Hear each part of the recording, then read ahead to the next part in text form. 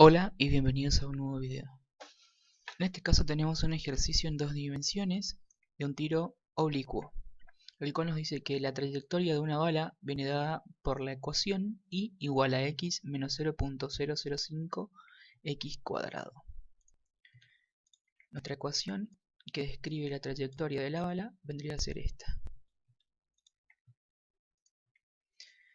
Entonces, el ejercicio nos dice que calculemos la velocidad de la bala en el punto en que ha recorrido 20 metros en el eje horizontal. Bien, con esta ecuación que tenemos que es de la trayectoria, lo que podemos hacer primeramente es hallar el x vértice y el y vértice, que vendría a ser el vértice de la parábola, que va a ser el punto máximo que va a alcanzar la bala en el recorrido de los ejes de la y, que vendría a ser para nosotros la altura máxima del recorrido. Bien, ¿cómo hacemos esto? Primeramente calculamos las raíces. Acá tengo un dibujo a modo esquemático para representar un poco lo que estamos queriendo hallar. Entonces, tenemos que si calculamos las raíces de esta ecuación, primeramente nos da la raíz 1 y la raíz 2, en el cual tenemos 200 metros para una raíz y 0 metros para otra raíz, que vendría a representar el punto de partida y el punto de llegada, que en este caso el punto de llegada vendría a ser nuestro alcance máximo. Bien, con eso tenemos nuestras dos raíces, así que hallemos el x vértice, que vendría a ser el promedio de las dos raíces.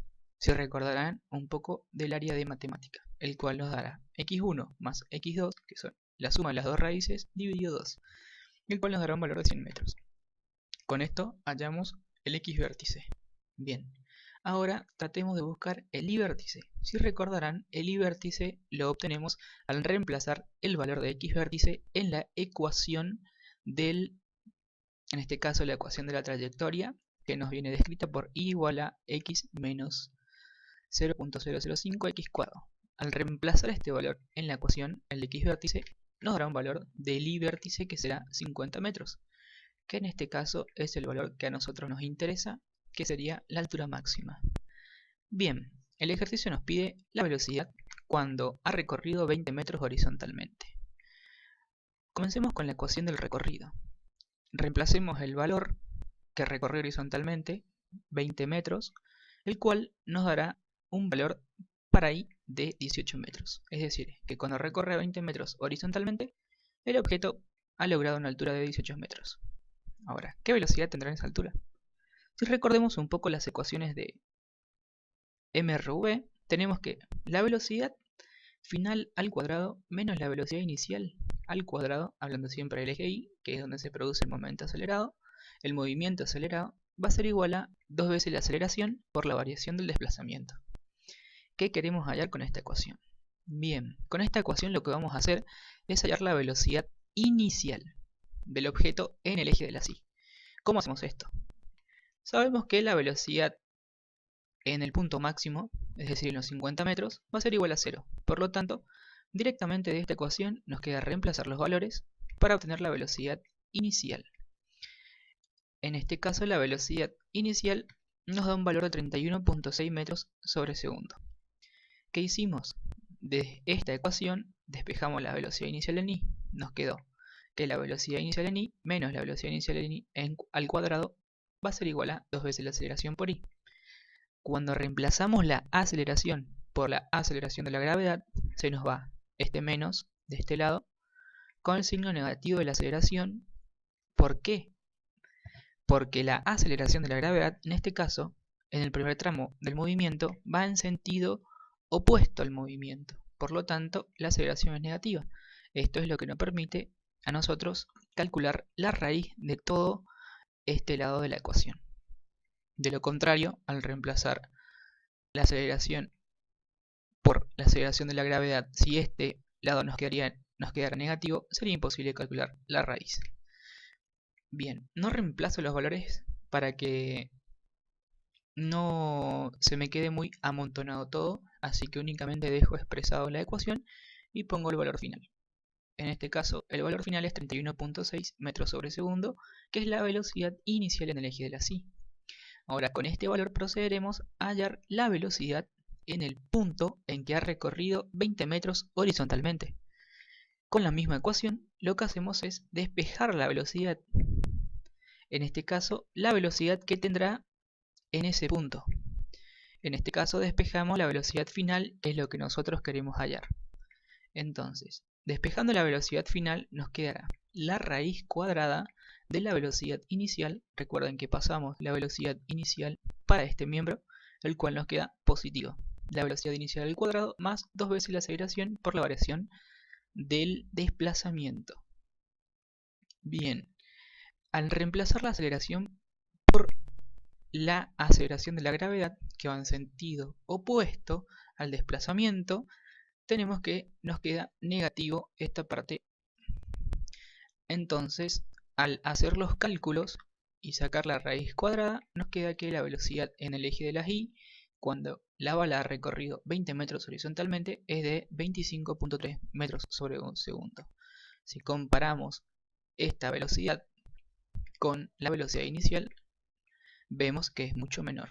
Es decir, que el movimiento es desacelerado. Entonces, la velocidad que nos queda en el eje de las y es de 25.3 metros sobre segundo. Pero aquí no termina, ya que es un movimiento en 2 dimensiones. Nos estaría faltando la velocidad que lleva en el eje de las x. Bien, como recordarán, en el eje de las x es un movimiento MRU, es decir, un movimiento rectilíneo uniforme. Entonces, las ecuaciones del movimiento rectilíneo uniforme tenemos que es la variación del desplazamiento, x menos x inicial, va a ser igual a la velocidad inicial en x por el tiempo.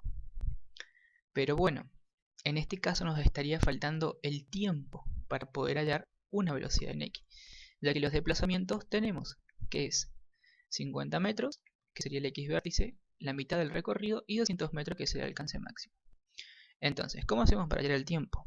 Bien, volvamos a MRV, al eje de las y. Entonces, recordemos la ecuación de MRV, el cual nos dice que la velocidad final menos la velocidad inicial, en este caso hablando del eje de las y, va a ser igual a la aceleración por el tiempo. Despejamos el tiempo de esta ecuación que tenemos acá. El tiempo nos va a quedar igual a la velocidad final. Siempre tratemos de escribir las ecuaciones y luego hacer el reemplazo de los valores, para no tratar de confundirnos una vez que ponemos los valores. Entonces, siempre pensando en el primer tramo del recorrido, tenemos la velocidad final, que es 0 metros sobre segundo, que es cuando alcanza la altura máxima, menos la velocidad inicial en el eje de la y, que lo acabamos de obtener, 31,6 metros sobre segundos. Esto nos dará menos la velocidad inicial, que es este valor de acá, sobre la aceleración, que es la aceleración de la gravedad, que es menos, es negativa, porque va en sentido opuesto al desplazamiento. Entonces esto nos dará un valor de 3.16 segundos, que es lo que tarda el proyectil en alcanzar la altura máxima. Entonces tenemos el tiempo, por lo tanto podemos ocupar nuestra ecuación para poder hallar la velocidad inicial en x. Despejando la velocidad inicial en x, nos quedará 100 metros, que es el x vértice, es el primer tramo del recorrido, cuando alcanza la altura máxima, sobre el tiempo que tarda en alcanzar la altura máxima, 3.16 segundos, el cual nos da un valor de 31.6 metros sobre segundo.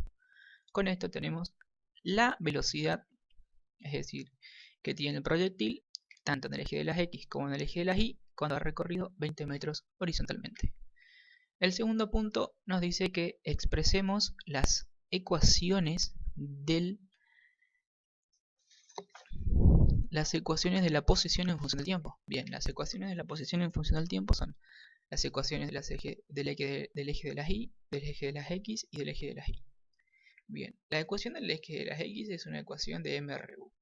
Por lo tanto, x va a ser igual a x inicial más la velocidad inicial por el tiempo, que ya lo habíamos escrito aquí abajo. La ecuación de la posición en función del tiempo del eje de las y va a ser igual a y igual a y inicial más la velocidad inicial en y por el tiempo menos un medio de la aceleración por el tiempo al cuadrado. Bien, pero de esta forma no lo podemos dejar, ya que tendríamos que reemplazar las velocidades iniciales tanto de x como de y. Una vez que reemplazamos las velocidades iniciales tanto de x como de y, tendríamos nuestras ecuaciones de la posición en función del tiempo. Bien, esto ha sido todo. Espero que se haya entendido. Cualquier cosa me dejan en los comentarios las dudas o sugerencias que tengan respecto al ejercicio y les estaré respondiendo. Muchas gracias y hasta el próximo video.